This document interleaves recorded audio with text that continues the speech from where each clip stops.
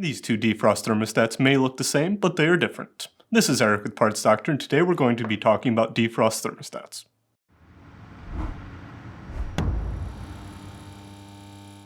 If you need to purchase a new defrost thermostat for your refrigerator, check out our website, partsdoctor.com, where we sell parts for all major appliance brands. This video is a follow-up to a video that we did a while back on how to test a defrost thermostat.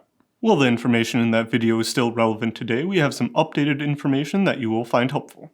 First, let's quickly define what a defrost thermostat is. A refrigerator's defrost thermostat is usually a bimetal thermostat located in either the refrigerator or freezer compartment that is attached to the evaporator coil. It is used both to terminate the defrost cycle and to prevent the defrost cycle from running too long and overheating. Now, let's cover some history. Originally, almost all defrost thermostats functioned the same. The refrigerator's defrost thermostat operated on an 8 to 12 hour cycle that was controlled by the Defrost Timer. The defrost cycle ran for around 30 minutes. The defrost timer would start the defrost cycle and the defrost thermostat would open up at a set temperature to terminate the defrost cycle and prevent overheating. In today's refrigerators, defrost timers still exist, but they're becoming harder to find every day. On most modern refrigerators, the defrost cycle is controlled by a control board instead of a defrost timer. This allows the refrigerator to adjust defrost cycle timing as necessary.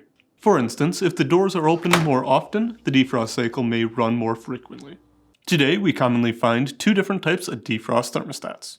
We will call the first kind a traditional defrost thermostat. A traditional defrost thermostat usually has an opening temperature of around 40 to 70 degrees Fahrenheit. We will call the second kind a high-limit defrost thermostat. A high-limit defrost thermostat usually has an opening temperature of around 120 to 150 degrees Fahrenheit. Refrigerators that use a high-limit defrost thermostat will usually have a temperature sensor on the evaporator coil, which is sometimes called a thermistor. The control board monitors the temperature of the evaporator coil and uses the reading from the temperature sensor to control the defrost cycle accordingly. The high-limit defrost thermostat acts as a backup if either the temperature sensor or control board fails. This can potentially prevent unrestricted heating or even fires. If either of these two types of defrost thermostats fail, it can cause the refrigerator's automatic defrost cycle to stop working. Now let's look at how to read the temperature ratings on defrost thermostats. On most defrost thermostats, you will find a sequence that looks like this: L64-41F. In this example, the number next to the first character, L, is the limit temperature that the thermostat opens at. On this thermostat, the limit temperature is 64 degrees Fahrenheit. The second number on the thermostat is often misunderstood as the closing temperature. This is incorrect. To get the thermostat's closing temperature, subtract the first number from the second number. In this case, the first number 64 minus the second number 41 yields the closing temperature of 23 degrees Fahrenheit. The thermostat that we are testing has a closing temperature of 23 degrees. On this thermostat, the limit temperature is 140 degrees Fahrenheit. Once again, to get the closing temperature, subtract the first number from the second. In this case, the first number 140 minus the second number 30 yields a closing temperature of 110 degrees Fahrenheit.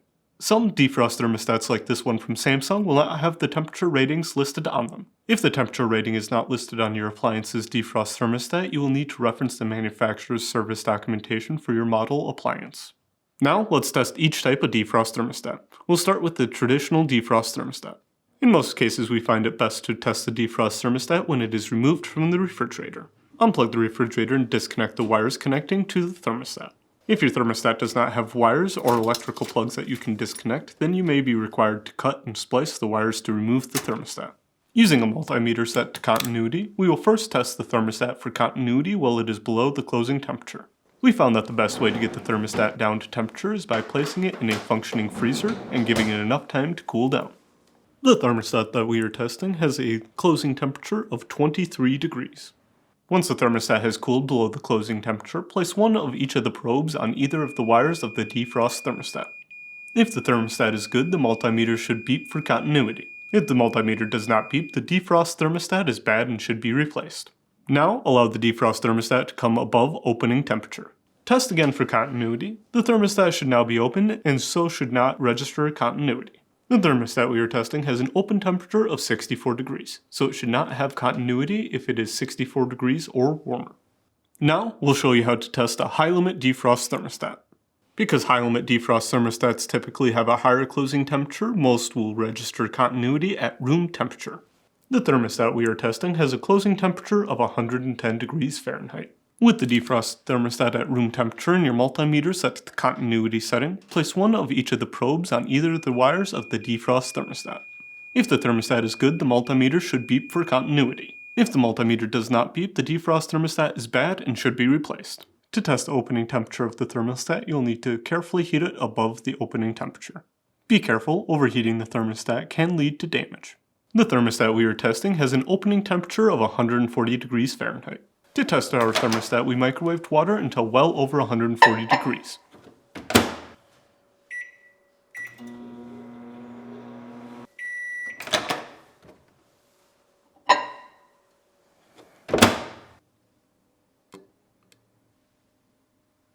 Then, we set the thermostat inside and allowed it to come up above opening temperature. With the temperature warmed up above 140 degrees, the thermostat should be open and should not have continuity. The thermostat we are testing should not have a continuity at or above 140 degrees Fahrenheit. Finally, let's take a look at how to visually inspect your defrost thermostat. Sometimes when the defrost thermostat fails, the top of the thermostat can start to bulge or separate. This is an indication that moisture has gotten inside the thermostat. Over time, a small amount of moisture or frost can get inside the thermostat. As the moisture freezes, it expands and eventually causes the thermostat to fail. If your thermostat is separating or bulging on the top, it should be replaced even if it's testing good. In general, we found that the defrost thermostat is usually an inexpensive part. If you're experiencing an automatic defrost problem with your refrigerator, we recommend replacing it even if it isn't testing bad. That's it for today's video, and if you found this video helpful, make sure to leave a like and comment down below, and for more videos like this, please consider subscribing.